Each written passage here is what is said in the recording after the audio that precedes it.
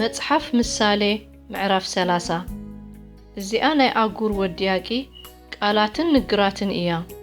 እቲ ሰብኣይ እቲ ንኢቲኤልን ንኡካልን ከምዚ ይብል፣ ብርግጽ ካብ ዝኾነ ይኹን ሰብ ኣነ ደንቆሮ እየ፣ ኣእምሮ ሰብ የብለይን። ጥበብ ኣይተምሃርኩን፣ ፍልጠት እቲ ቅዱስ የብለይን። ናብ ሰማይ ዝደየበ እሞ ዝወረደ መን እዩ?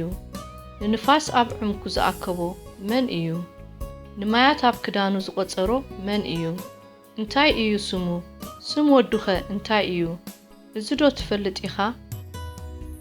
ቃል ኣምላኽ ብዘሎ ኩሉ እዩ፣ ንሱ ነቶም ናብኡ ዝዕቆቡ ዋልትኦም እዩ። ከይዘልፈካ ሓሳቡ ኮንካ ከይትርከብሲ ናብ ቃሉ ሓንቲ እኳ ኣይትወስኽ።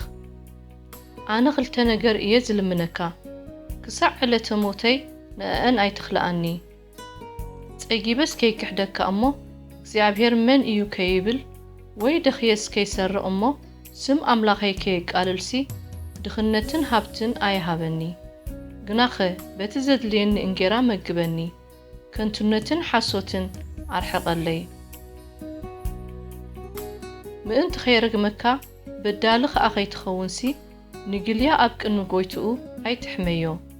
ነብኡ ዝረግም ንዲኡ ኸኣ ዘይምርቕ ወለዶ ኣሎ። ርኽሰቱ ዘይተሓጽበስ ኣነ ንጹህ እየ ዝብል ወለዶ ኣሎ። ዕቡይ ዘይዓይኑ ኩርዕ ዝቖላሕትኡ ወለዶ ኣሎ። ንመሳኪን ካብ ምድሪ ንድኻታት ካብ ማእከል ደቂ ሰብ ምእንቲ ክውሕጦምሲ ሰይፊ ዝስኑ ካራታት ዝኹርምቱ ወለዶ ኣሎ። ዓለቕትስ ሃበኒ ዝብላ ክልተ ኣዋልድ ኣለዎ። ዘይጸግብ 3 እዮም፣ ዕረ ይኣክል ዘይብሉስ 4 እዮም።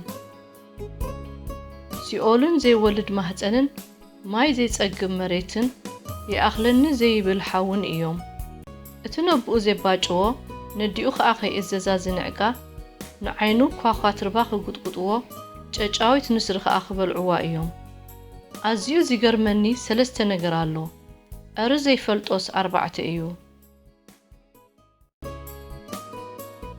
መገዲ ንስሪ ኣብ ሰማይ፣ መገዲ ተመን ኣብ ከውሒ፣ መገዲ መርከብ ኣብ ማእከል ባሕሪ፣ መገዲ ሰብኣይ ምስ ቆንጆ።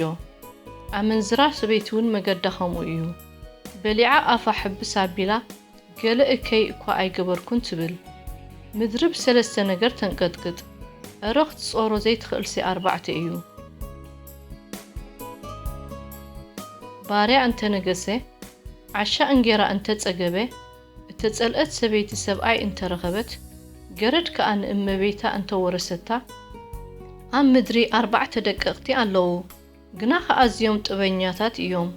ጻጻ ሓይሊ ዘይብሉን ህዝቢ እዩ፣ ግና ኸመግቡ ብሓጋይ የዳሉ። ግሒታይ ሓይሊ ዘይብለን ህዝቢ እየን፣ ግና ኸኣባይተን ኣብ ኣኻውሕ ይገብራ። ኣንበጣ ንጉስ የብሉን፣ ግና ኸበገባብ ሓቢሩ ይጓዓዝ። ጠበቕ ብኢድካ መሓዙዝ ይከኣል እዩ፣ ግና ኸኣብ ኣዳራሽ ነገሥታት ይርከብ። 3 ብጽቡቕ ኣካይዳ ይስጉሙ፣ ዕረ ግሩም ገይሮም ዚራመዱስ 4 እዮም። ካብ ኩሉ እንስሳ ዝብርትዕ ብገለ እኳ ድሕር ዘይብል ኣንበሳ። ናብ ውግእ ዝነቅል ፈረስ ድቤላ፣ ቅድሚ ሰራዊቱ ዝኸይድ ንጉስ። ርግኦ እንተተሓቑነ ልኻይ የውፅእ፣ ኣፍጫ እንተተወቕዐ ደም የውፅእ። ከምኡ ኸኣ ኩራ ዝቕስቅስ ባእሲ የልዕል እዩ እሞ ርእስኻ ልዕል ኣቢልካ ዕሽነት እንተገበርካ ወይስ እንተሓሰብካ ኣፍካ ብኢድካ ዕበስ።